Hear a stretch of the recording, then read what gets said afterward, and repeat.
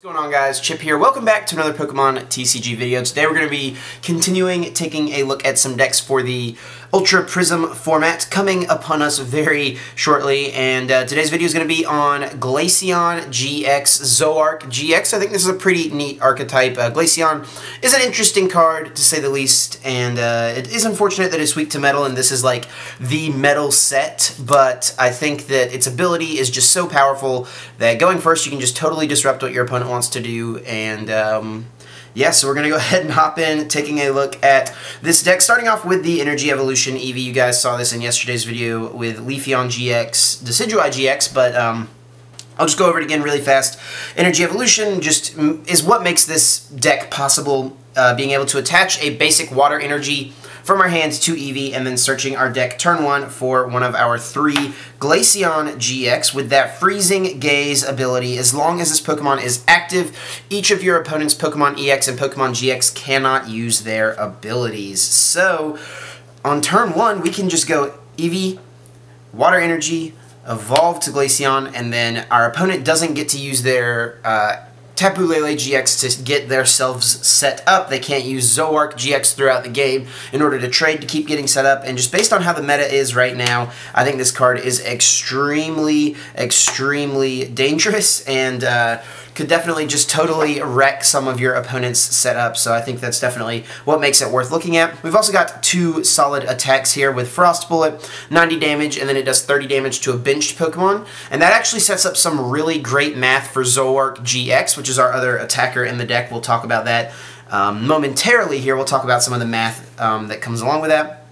And then you've got Polar Spear GX, 50 damage times the amount of damage counters on your opponent's active Pokemon. So after we've poked something with a Frost Bullet, we can always Polar Spear it for a knockout, and just you know, hit them for a ton of damage at some point. So definitely going to be the GX attack we end up using in this deck, since we don't run Dark Energies to attack with Zoroark GX. So we've got the 4-3 line there. And then we've got a 4-4 line of Zoroark GX. You guys know him. You love him, you hate him. He is one of the best cards that has ever been printed in the Pokemon TCG, that is for sure.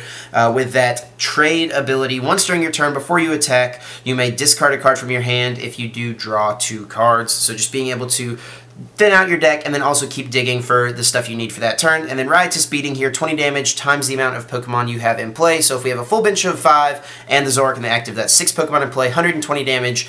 And that's where some of that math comes into play that I was talking about earlier. After a Frost Bullet for 90, 120 from Riotous Beating is exactly 210 to knock out opposing Zoroark GXs, and that's just 210 is such an important number to be able to hit. Everything has 200 or 210 HP that's like relevant in the format right now.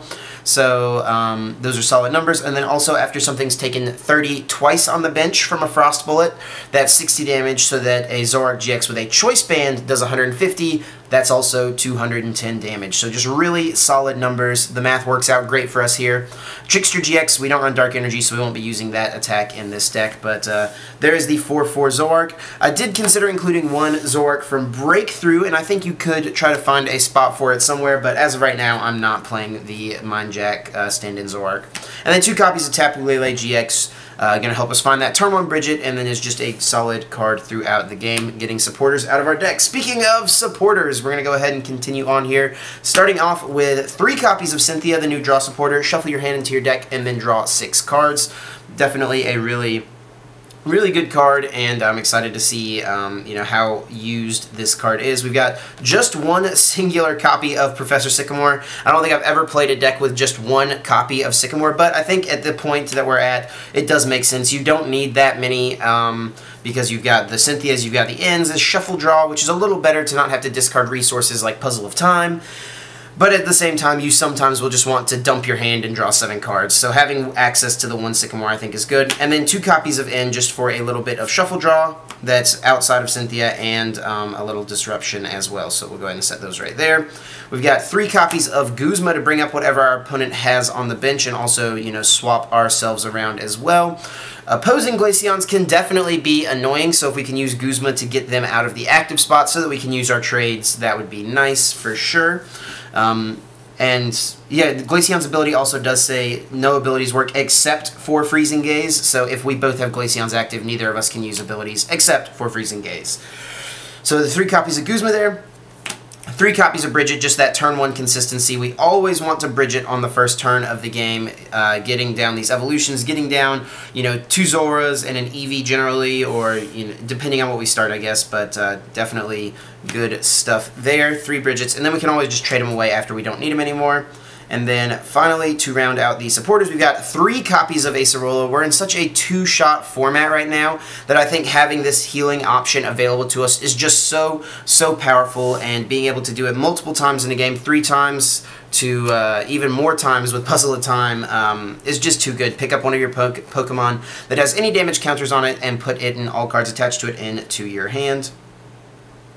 Continuing on here, we're going to move away from supporters onto some item cards. We've got 4 Ultra Ball, discard 2 cards, search your deck for a Pokemon, and put it into your hand. Going to help us get our Zoroark set up, going to help us find Tapu Lele on that first turn in order to get Bridget out, and, you know, for Ultra Ball, not much more to say about it. You guys, anyone who's been playing the game since, like, 2013, maybe even before that, has been playing 4 Ultra Ball in their deck. We've got 4 copies of Puzzle of Time, being able to get, if we play 2 at the same time, which we can get 2 in our hand at the same time because of this trade ability pretty easily. And if we have 2 and we play them at the same time, we get to take any 2 cards out of our discard pile. This is going to be great to recover things like double colorless energy, which our deck relies heavily on, and also to get back any of our supporters potentially that we need, and get back some of our disruption cards. Maybe like one of our 2 enhanced hammers, getting those back could be definitely really good. You know, discard a special energy from one of your opponent's Pokemon. So against these special energy heavy decks, Enhanced Hammer is very powerful, and we can use multiple of them with Puzzle of Time. Also have 2 Aqua Patches so that we can create a Glaceon Gx in one single turn. I don't think we need to play a heavier count like you would in a Ninetales deck, because we don't need the energy all that often, but it is nice to be able to fish it out when we need it. And we've got 1 single copy of Field Blower. Might seem kind of weird to just play 1. I do want to find a spot for another one. I could have considered going to just like 1 Aqua Patch, but that feels so weird. I think this split is fine right now. You can maybe cut something like a Bridget. I don't know. I don't really want to do that either, so it's tough, but I definitely would want a second Field Blower, because Garbotoxin definitely just messes with our deck a lot. Moving on to the tools here, we've got a 2-2 split of Choice Band and Floatstone. We have to play 2 Floatstones because we want to get this Glaceon into the active spot as quickly as possible. So if on our first turn we open something that's not an Eevee, we have to find a Floatstone if we want to get Glaceon active, and you know, just to disrupt what our opponent is going to be trying to do. And then to round things out, we do have 7 Water Energies. I think this is a good count. We don't really need this many Water Energies, but we need to find them on the first turn. Kind of the same thing with the Leafeon deck from yesterday. We just need to find them early so that we can get those evolutions into play with that energy evolution ability. And then for double colorless energy, 2 rounds the deck out. I also do kind of want a spot for a special charge. You can maybe cut Aqua Patches completely and just go to another Field Blower and a special charge, or maybe a special charge and a Breakthrough Zoroark. As of right now, we don't really have a way to deal with Hoopa from Shining Legends, which could be an issue depending on what your meta looks like in your local area, but yeah, that is the deck right now, guys. Let me know what you think down in those comments section down below. And let me know what deck from Ultra Prism you want to see coming out next. I definitely want to cover a bunch more of them, but let me know what you guys are looking forward to seeing. So hope you guys enjoyed this video. Let me know what you think of the list in the comments down below. Thanks for watching as always, guys. And until next time, take care.